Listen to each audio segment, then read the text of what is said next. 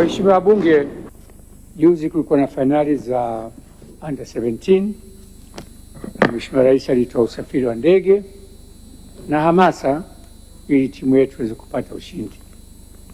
Kwa bahati mbaya, mpira una matokeo machungu, hatukufanikiwa. Lakini pamoja na hayo, kuna wabunge walijiunga na msafara huu kwenda Morocco. Wabunge hawa wote hawana vibali vya ofisi ya spika kutoka nje ya nchi.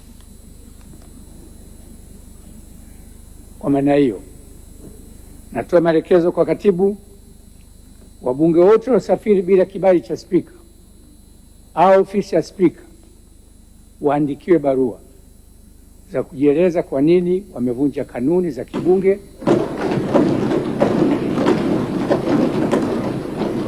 na kutoka nje ya nchi bila kibali cha ofisi ya spika.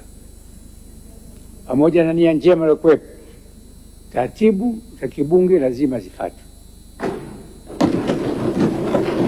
Katibu wape siku 4 kuleta majibu yao, na pale wataposhindwa, hatua za kikanuni za kinidhamu zichukuliwe dhidi ya wabunge wote walikwenda Morocco bila kibali cha ofisi ya spika.